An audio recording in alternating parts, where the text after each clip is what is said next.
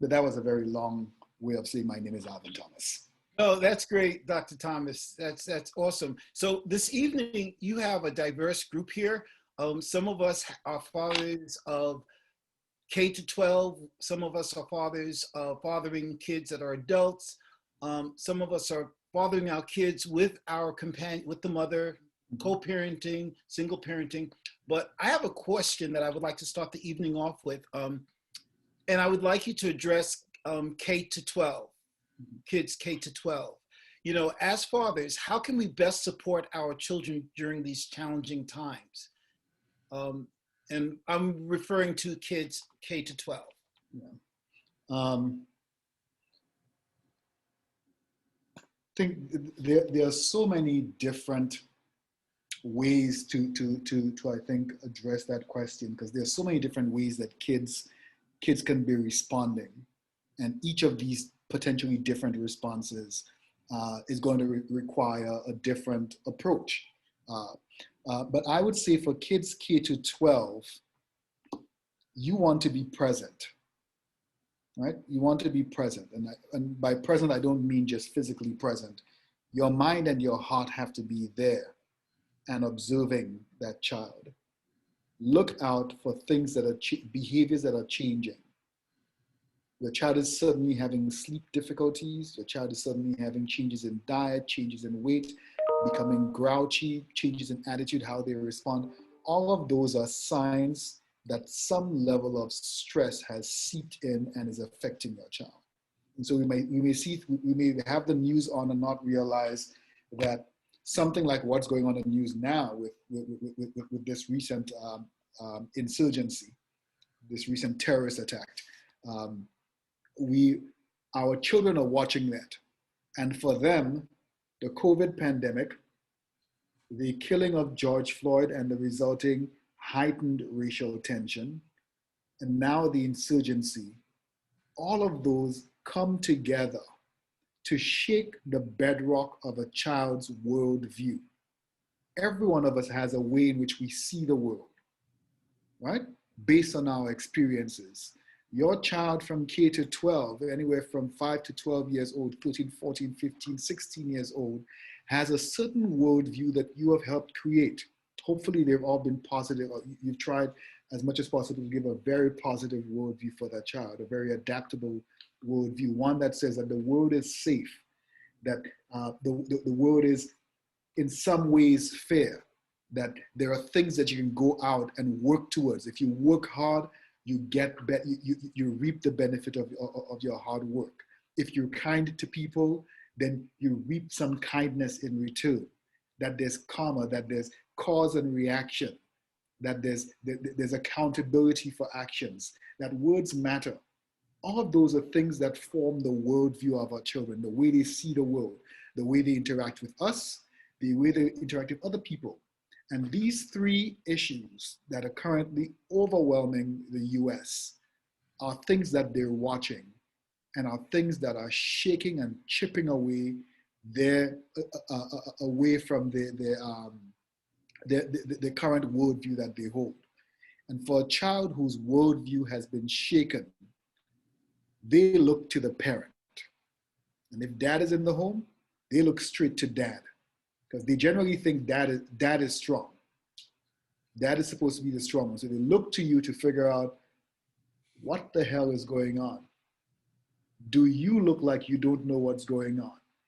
If you look like you're scared and you're freaking out, if the one person who I think can control the world looks like he doesn't know what's going on and he's freaking out, then for me as a kid, my anxiety spikes, because you can't protect me anymore. And who's going to protect me if not you? My fear, my depression, all these things start to weigh on the child. And so it's our responsibility, one, to check on our own emotions. Before we go to our kids, check on our emotions.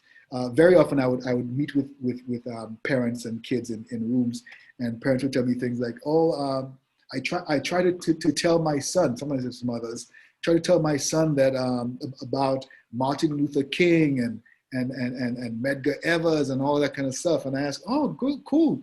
What did you tell him? Well, I told him how they killed Martin Luther King and that he was trying, like, that's how you led that story? So you're essentially telling your child, if you try to do the right thing, you're going to die? In other words, if you, as a parent, are still processing the trauma of the incident, you are not ready to talk to your child because you're going to pass on that trauma. Make sure you make sense of it for yourself. What does this mean? There was a terrorist attack. There's the FBI working on it. There are all these other agencies working on it. That's the institutional response. What is my response? How does that affect my livelihood? How does that affect my safety? How does that affect my kids and my family? How does that affect my community? Can I do anything in any of these realms? If I can, great. If I can't, that's outside of my control. I can't do anything about it.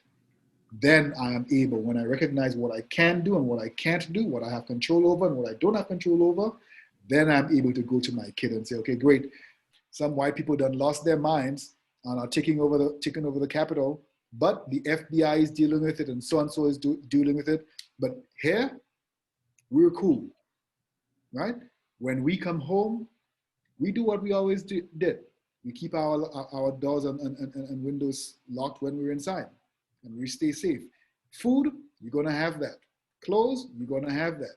Your TV, it's gonna be there. Whatever you need, whatever we did before, none of that changes until there's an immediate risk that requires for some kinds of change. There's some experience that she's holding on to that's informing her worldview. At the beginning, I talked about how to protect your child's worldview, and that the experiences that you give your child or that you afford your child helps cement their worldview. And so something has cemented her worldview in a way that, one, has undermined your relationship with her, which is why the two of you are no longer together. Two of you just can't be together because you're just not on the same plane, and is affecting her relationship with people. And you can't do anything about that, except to continue being physically present and emotionally present for the child.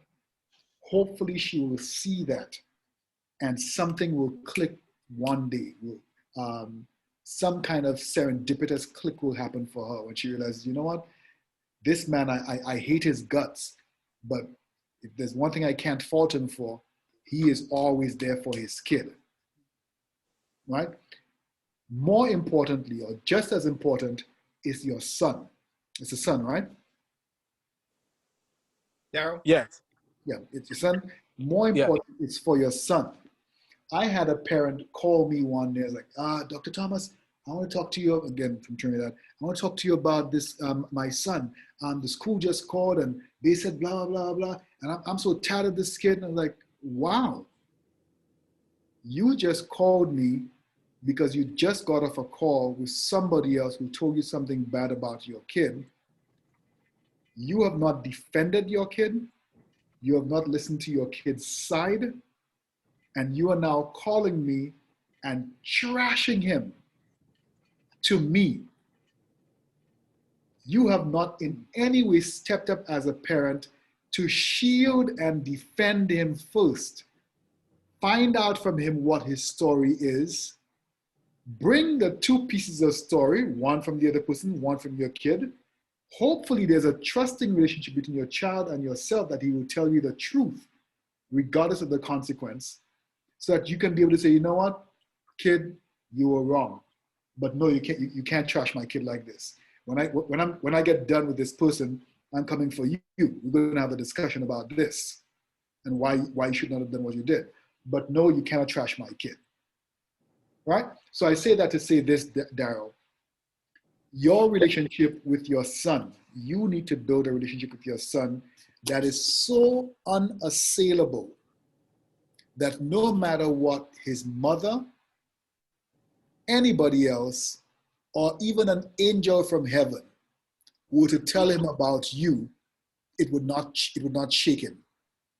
And the way you do that is that you do exactly what you're doing. You spend time with that kid. You don't just do fun things with him and treat him nice. You also hold him accountable. So he knows if I do something, Dad's going to get on my butt for it. But I know he's getting on my butt because he loves me. And if I do something good, Dad's going to be all over me, loving on me. And regardless of if I do bad or good, Dad is still going to love me as his son. That does not change his love for me. If that is the relationship that you set up with your son, his mother, grandmother, and an angel could come together and they still couldn't shake anything that he thinks about you. All right, thank you for Awesome. your response. Well, Yes. well said. I think all of us dads need to hear that and continue to aspire to that. We're running.